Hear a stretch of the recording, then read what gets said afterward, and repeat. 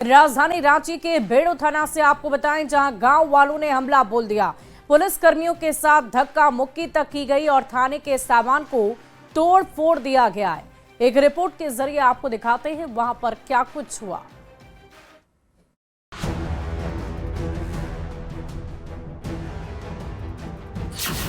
रांची के बेड़ो थाने पर हमला, किसकी साजिश?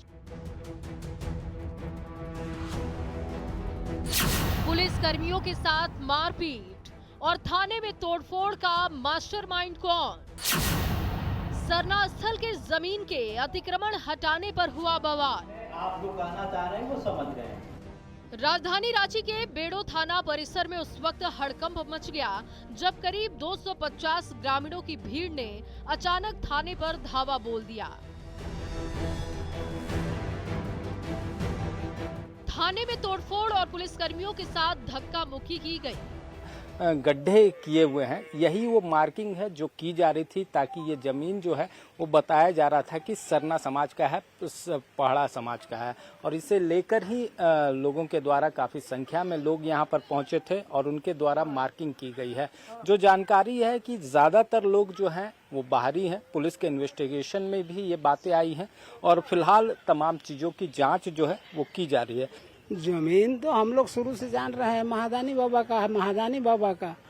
अचानक ही लोग कह रहा है कि सरना का जमीन है। उसमें बात क्या है हम लोग को पूरा जानकारी है। वहीं स्थानीय लोगों की माने तो हमला करने वाले ज्यादातर लोग बाहरी थे।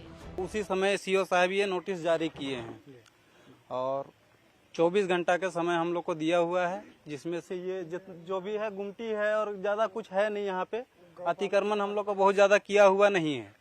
और ये जमीन एक्चुअली हम आदिवासी उरांव सरना का जो है एक धर्म स्थल सरना स्थल है। ये आज से नहीं, ये आदिकाल से है। लेकिन बहुतों को जानकारी शायद इसमें नहीं थी कि सरना स्थल का जमीन यहाँ कितना है। वहीं इस उग्र आंदोलन और थाने पर हमला करने वालों के खिलाफ पुलिस की तरफ से जांच की जा रही है। 25 लोगों के खिलाफ नामजद जबकि 250 अज्ञात के खिलाफ प्राथमिकी दर्ज की गई है। यहाँ भड़काऊ भाषण दे रहे थे, लोगों को भड़का रहे थे और अगल बगल के गुमला, लोहरदगा, चानो वगैरह के ना लोगों को ला करके आंदोलन कर रहे थे और इस तरह से कृत्य किए हैं वो लोग। तो उन लोग को भी चिन्हित कर लिया गया और जो भीड़ में शामिल है सभी लोगों को चिन्हित कर लिया। जानकारी के मुताबिक जमीन के घेराबंदी के दौरान भी काफी भड़काऊ भाषण दिया गया था, जो कहीं से भी राज्य के लिए उचित नहीं, जिसे देखते हुए सख्त कदम उठाने की जरूरत है।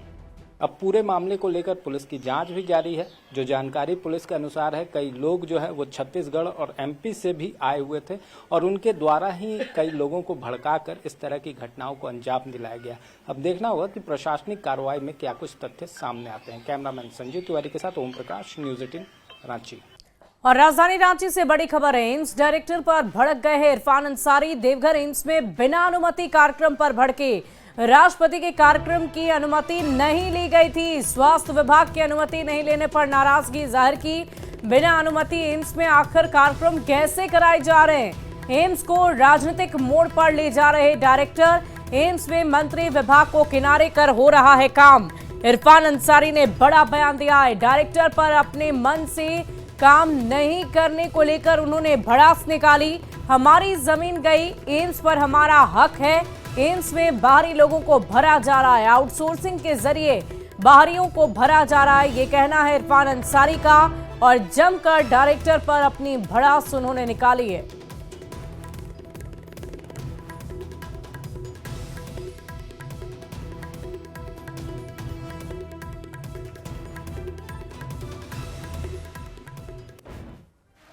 और अगली खबर भी राजधानी रांची के रिम्स से ही है, जहां डायरेक्टर ने डॉक्टरों पर आदेश की अनदेखी के आरोप लगाए। उन्होंने कहा कि कुछ डॉक्टर अस्पताल के नियमों को नहीं मानते, जिसकी वजह से परेशानी ज्यादा होती है। उन्होंने चेताया कि अगर कोई डॉक्टर अस्पताल के नियमों का उल्लंघन करेगा तो उसे उसके वेतन से जुर्माना भरना पड़ेगा। आई कार्ड लगा के नहीं चलेंगे, उनकी हम स्टेटमेंट रोकेंगे, क्योंकि किसी न किसी लेवल पे सबको डिसिप्लिन तो होना पड़ेगा। बिना डिसिप्लिन जब बड़े बड़े अधिकारी लगा रहे हैं, फैकल्टी लगा रहे हैं, मैं आई कार्ड लगा के कई बार राउंड लेता हूँ, तो सबको लगाना चाहिए। तो इसलिए थोड़ा सा डिसिप्लिन की आवश्यकता है। और रांची से बड़ी खबर है, धार्मिक यात्रा से लौट आए हैं मुख्यमंत्री हेमंत सोरेन। परिवार के साथ वो धार्मिक यात्रा पर गए हुए थे। 4 धाम की यात्रा करने के बाद वापस लौटे हैं मुख्यमंत्री हेमंत सोरेन। बड़ी खबर आपको बता रहे हैं, बद्रीनाथ केदारनाथ की यात्रा कर वापस लौट आए हैं सीएम हेमंत सोरेन। सपरिवार वो 4 धाम की यात्रा पर निकले थे। अपनी पत्नी अपने बच्चों के साथ 4 धाम की यात्रा से लौट आए हैं झारखंड के मुख्यमंत्री हेमंत सोरेन। वहीं जेएमएम महासचिव सुप्रियो भट्टाचार्य ने बाबूलाल मरांडी पर निशाना साधा। उन्होंने बाबूलाल के आदिवासियों की जमीन नहीं लूटने देने वाले बयान पर तंज कसते हुए कहा कि बाबूलाल मरांडी के राज में ही जमीन लूटने के नाम पर खूंटी के तपकारा और नेतरहाट फायरिंग रेंज गोलीकांड हुए थे, जिस पर बाबूलाल मरांडी को माफी मांगनी चाहिए। से पूछना चाहता हूं, कब माफी मांगेंगे? तपकारा गोलीकांड के लिए,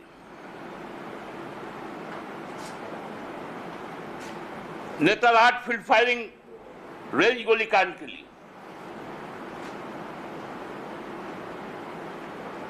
वो कब माफी मांगेंगे रघुवर दास के निर्णय का?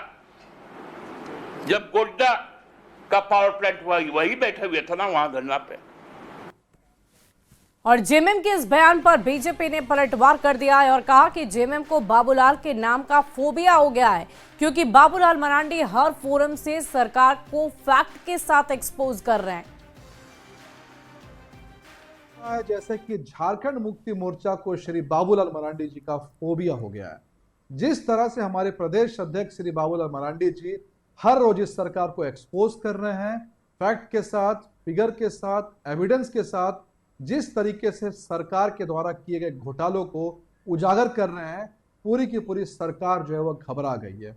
इसी घबराहट में झारखंड मुक्ति मोर्चा के प्रवक्ता बाबूलाल मरांडी जी पर मनगढ़ंत आरोप लगा रहे हैं। आपके पास में सीआईडी है, एसीबी है, पूरा का पूरा सरकारी तंत्र है। अगर मरांडी जी ने कुछ गलत किया है तो उन पर कार्रवाई कीजिए, केवल हवाई बातें मत कीजिए। और तकनीक के इस दौर में संथाली भाषा ने एक लंबी छलांग लगा दी है। संथाली भाषा के लिए काम कर रही संस्था एसिका ने संथाली भाषा में आलोचकी लिपि की शिक्षा को वैश्विक स्तर तक पहुंचाने के लिए एक वेबसाइट बनाई है, जिसका उद्घाटन चंपाई सोरेन ने किया। इस मौके पर ओडिशा से पहुंचे संथाली भाषा के जुड़े हुए लोग और भोगनाडी से सीधो कान्हों के वंशज भी मौके पर मौजूद रहे। लिखेंगे ना, इसका भी टना अक्षर है। आप लिखेंगे ना, आपका नाम है, तो आपको पेन को उठाना नहीं पड़ेगा और पूरा नाम आप लिख जाइएगा। इतना साइंटिफिक। आशिका हम लोग का पहले आशिका उड़ीसा में बना हुआ था, 1 जून 1964 को बना हुआ था।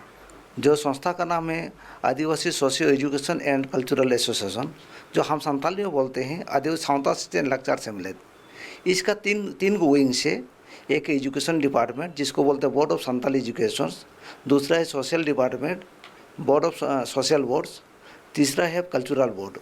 एजुकेशन बोर्ड में अपना लिपि, अपना भाषा, उसको हम आगे बढ़ाते हैं, जिसका हम लोग का संताली का स्क्रिप्ट है ओल चिकी से अपना संताली भाषा को हम लोग आगे बढ़ाते हैं।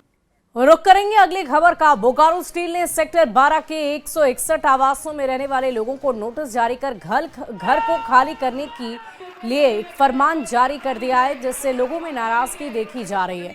इन आवासों में रहने वाले लोगों ने आवासों को बचाने के लिए आवास बचाओ संघर्ष समिति बनाया है और इस समिति के कार्यक्रम में शिरकत करने धनबाद के सांसद ढुल्लू महतो आज सेक्टर 12 पहुंचे, जहां उन्होंने लोगों को ये भरोसा दिलाया कि किसी भी कीमत पर उनके आशियानों को उजड़ने नहीं दिया जाएगा। बीएसएल प्रबंधन के द्वारा लोग कैसे यहाँ पे और आए, कैसे बसे, कैसे यहाँ के और विकास हो, इसका लिए सोचना चाहिए, न कि छोटे छोटे प्रॉब्लम को लेकर यहाँ पर और डिस्टर्ब करने का प्रयास डिस्टर्ब किया जा रहा है। यहाँ को आसान करने का बोकारो के बीएसएल प्रबंधन के कुछ ऐसे अधिकारी हैं जो यहाँ को बोकारो को आसान करने का प्रयास किया जा रहा है। आज छोटी छोटी बात को लेकर यहाँ पे बड़े बड़े समस्या उत्पन्न हो रहे हैं। इस चीज़ पर ध्यान देना चाहिए, ना कि यहाँ गरीब लोग जो आज 20 बरस, 50 बरस, 60 बरस से जो रह रहा है उसको खाली करवाने का प्रयास करें। और अब बात 4 महानगर को जोड़ने वाले हजारीबाग के बरही चौक की करेंगे। और इस चौक से दिल्ली, मुंबई, चेन्नई, कोलकाता जाने वाली सड़क गुजरती है। इसके बाद भी यहां पर साफ सफाई की मुकम्मल व्यवस्था नहीं रहती।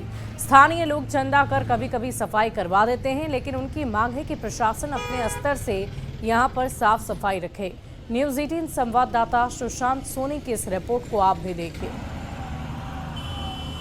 कोलकाता और चेन्नई को जोड़ने वाला चौक बरही चौक की स्थिति आज काफी दयनीय है।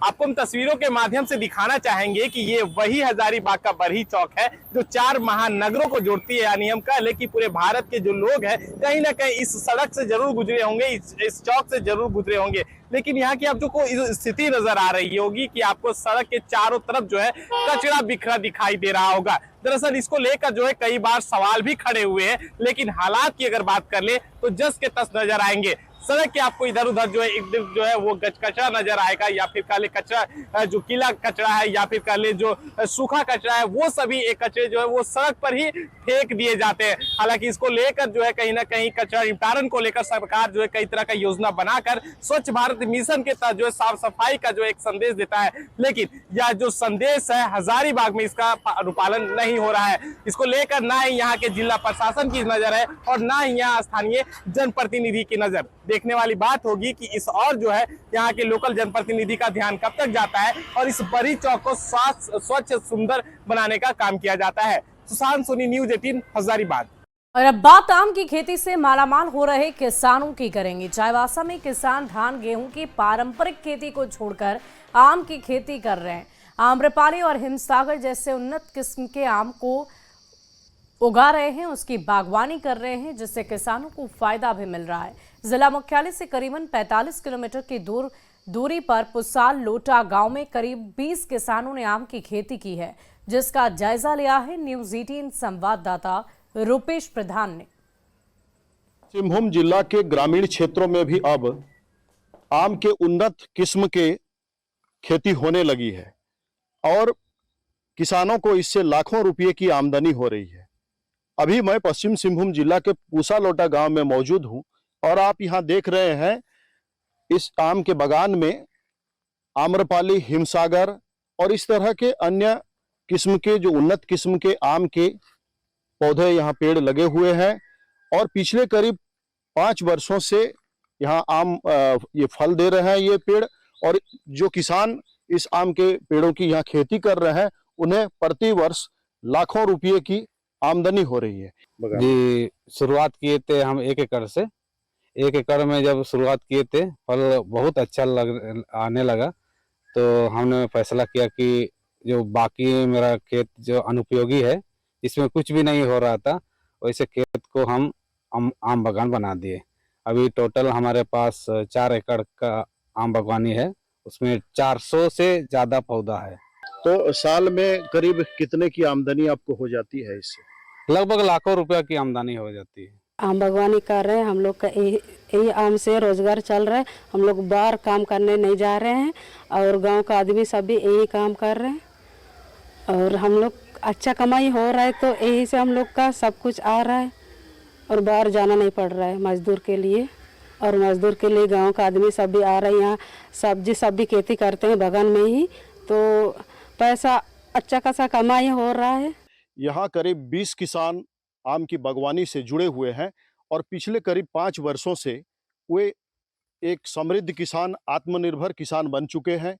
पश्चिम सिंहभूम जिला की अगर हम लोग बात करें तो रोजगार के अभाव में कई किसान धान की खेती के बाद दूसरे राज्यों में रोजगार के लिए पलायन करते हैं, लेकिन ऐसे कई किसान अब अपने पैरों पर खड़ा होने के लिए, आत्मनिर्भर बनने के लिए आम की बागवानी से जुड़ रहे हैं और अपने स्वयं रोजगार कर रहे हैं। इसके अलावा इस आम की बागवानी में हुए अन्य कुछ लोगों को भी अपने गांव घर के रोजगार दे रहे हैं। रुपेश प्रधान, न्यूज़ 18 चाईबासा। झारखंड की जानी मानी हॉकी कोच प्रतिमा बरवा का रविवार को निधन हो गया। हाल ही में उन्हें पैरालिसिस अटैक भी आया था। गंभीर परिस्थिति में उन्हें रांची के पारस अस्पताल के आईसीयू वार्ड में भर्ती किया गया, जहां वो वेंटिलेटर पर थी। राज्य की प्रसिद्ध हॉकी कोच प्रतिमा बरवा के निधन से क्षेत्र में शोक की लहर दौड़ पड़ी। सीएम हेमंत सोरेन ने भी पोस्ट कर दुख जताया है। उन्होंने सोशल मीडिया एक्स पर लिखा कि झारखंड समेत देश को कई प्रतिभाशाली अंतर्राष्ट्रीय हॉकी खिलाड़ी देने वाली हॉकी कोच प्रतिमा बरवा जी का असामयिक निधन अत्यंत दुखदायी है। जीवन के संघर्ष में आज वो सभी को छोड़कर चली गई। झारखंड की मेहनतकश बेटियों के आदर्श थी प्रतिमा जी। उनका निधन झारखंड ही नहीं बल्कि देश के हॉकी जगत के लिए एक अपूर्णीय क्षति है। मरांग गुरु दिवंगत आत्मा को शांति प्रदान कर शोकाकुल परिवारजनों को दुख की ये घड़ी सहन करने की शक्ति दे। कोलेबेरा विधायक नवन विक्सल कोंगाड़ी ने भी गहरा शोक व्यक्त किया है। विधायक ने ईश्वर से दिवंगत आत्मा की शांति और शोकाकुल परिजनों को संबल प्रदान करने की प्रार्थना की है।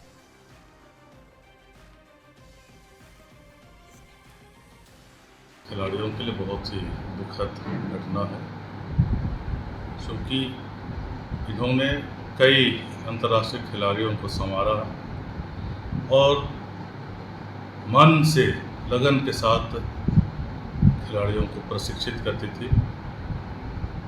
अपने बेटियों की तरह लोगों को केयर करती थी। आज वो नहीं रही। इसका हम सिमडेगा वासियों को, सिमडेगा के सभी खेल प्रेमियों को, खिलाड़ियों को अपूर्णीय क्षति हुई है। और राजधानी रांची में झारखंड कैंसर संवाद का आयोजन हुआ, जिसमें झारखंड के 7 पड़ोसी राज्य के कैंसर मरीज शामिल हुए और इस संवाद में कैंसर के बढ़ने पर, मामले पर, इलाज पर चर्चा हुई। डॉक्टरों ने यह बताया कि अगर सही समय पर कैंसर का पता लग जाए तो इसका इलाज संभव हो पाता है। साइंस इतनी उन्नति कर चुकी है कि कैंसर के नाम से अब डरना नहीं है, हमें उससे लड़ना है। क्योंकि आजकल हम लोग देख सकते हैं कि कैंसर, बहुत सारे कैंसर जो ठीक हो सकते हैं सही समय पे और सही इलाज के तरीके से, हम लोग कैंसर के ऊपर जीत हासिल कर सकते हैं। सिर्फ झारखंड ही में नहीं, पूरे भारतवर्ष में कैंसर का इजाफा हो रहा है और धीरे धीरे जो ये बीमारी, जो हम लोग जिस बीमारी को बहुत रेयर मानते थे, आजकल इतनी कॉमन हो गई है कि हर आदमी, यहाँ उपस्थित हर आदमी किसी न किसी दूसरे आदमी को जानता होगा जो कि कैंसर से ग्रसित है। और जिस तरह से ये बढ़ रहा है, बहुत हद तक हमारा खान पान, हमारा वेस्टर्न लाइफस्टाइल को अडॉप्ट करना, वजन का बढ़ना और बुरी आदतें जैसे स्मोकिंग, अल्कोहल, जंक फूड खाना, ये सब कहीं ना कहीं दोषी है। और इस इंसान बीमारी से एक बार, लेकिन इसके खौफ से हर रोज मरता है। कैंसर भी एक ऐसी ही बीमारी है जिसका खौफ आदमी को डरा देता है। उसे लगता है कि उसकी जिंदगी अब यहीं पर खत्म हो गई, लेकिन ये सच नहीं है। चलिए आपको मिलवाते हैं कुछ ऐसे लोगों से जिन्होंने न केवल कैंसर के खिलाफ जंग जीती, बल्कि कई ऐसे मरीजों के लिए सबक भी बने जो बीमारी के नाम से घबराकर हौसला छोड़ देते हैं। के मरीजों को डरने की नहीं बल्कि लड़ने की जरूरत है। अक्सर कहा जाता है कि कैंसर जानलेवा बीमारी है, लेकिन इस वक्त हम आपको ऐसे शख्स से मिलाएंगे जिन्होंने कैंसर की जंग जीती है। ये वो तमाम मरीज हैं जिनके भी शरीर पर आप ये टी शर्ट देख रहे हैं, ये वो तमाम मरीज हैं जिन्होंने कैंसर से जीत हासिल की है। बिहार से लेकर झारखंड और अलग अलग राज्यों से जो महिलाएं हैं वो झारखंड आती हैं इलाज कराने के लिए, और उनका एक सफल जो इलाज है वो होता है। कैसे भगवान, तुम डॉक्टर से हमको भगवान से बढ़ के बता दो। आपका अब ठीक है स्थिति? एकदम बहुत ठीक है एकदम। कितना दिन लगभग इलाज चला? 2017 से 2023 तक दवाई खाए। सब ऐसे बोलते थे कि मालती इतना दौड़ रही है लेकिन संभव नहीं है, इतना पैसा उड़ा रही है, संभव नहीं है। हम बोले अगर मेरा सुहागे नहीं रहेगा तो मेरे साथ पैसा का काम देगा। आंसू आ गया। इलाज एकदम सफल हो? हाँ, सफल हो। जो मरीज कैंसर से जूझ रहे हैं उसको क्या कहिएगा? सलाह देंगे। जैसे हम लोग लड़े वैसे ही लड़के अपना कैंसर से। 5 साल से इलाज चल रहा था, बस सब ठीक है अभी। क्या कहेंगे लोगों को जो कैंसर से के मरीज होते हैं? मेरे तो छोटे छोटे भाई बहन जो थोड़ा डरते हैं, उनके पेरेंट्स जो डरते हैं, उनको कहना चाहेंगे डरने की कोई बात नहीं है। यहाँ बड़ा हॉस्पिटल खुल चुका है, अब आराम से इलाज करा के ठीक हो सकते हैं। बेहतर इलाज। हाँ, बेहतर इलाज हो सकता है। आपके किन को परेशानी थी? यही मेरा बेटा है। बेटा का जब तबीयत खराब था तो क्या लग रहा था? लग रहा था दुनिया से आप हमें रहें कि रहे, अब दुनिया से कुछ उपाय नहीं है, अब हम लोग बच नहीं सकते हैं, ऐसा लग रहा था। कैंसर से जंग जीत गया बेटा? हाँ, मेरा बेटा अभी कैंसर से जीत गया। पहले तो कांके में दिखाया था कैंसर हॉस्पिटल में, तो वहाँ अमितेश सर बोल सजेस्ट किए, उसके बाद यहाँ बिल्कुल ठीक हो गया। एकदम ठीक। बिल्कुल, ये वो तमाम मरीज हैं जिन्होंने कैंसर की जंग को जीता है। इनका कहना है कि कैंसर से डरने की नहीं बल्कि समय पर इलाज कराने की ज़रूरत है ताकि बेहतर इलाज मिल सके और ज़िंदगी बच सके। गौरव झा, न्यूज़ 18, रांची। हजारीबाग से बड़ी खबर आ रही है। उग्रवादियों ने जमकर तांडव मचाया है। उग्रवादियों ने केडी कोल परियोजना को निशाना बना दिया। बीजीआर कंपनी के 2 स्कैनिया ट्रक पर गोलीबारी की गई है और फायरिंग के बाद दोनों ट्रक में भी आग लगा दी गई। गोलीबारी में एक युवक जख्मी हुआ है। क्षेत्र में दहशत का माहौल है। टीएसपीसी संगठन के नाम से धमकी भरा पर्चा भी छोड़ा। उग्रवादियों ने पहले इस पोस्टर को चिपकाया। प्रशासन पर ठोस कार्रवाई नहीं करने के आरोप लगे हैं। माइंस एरिया की सुरक्षा पर भी सवाल खड़े हो रहे हैं।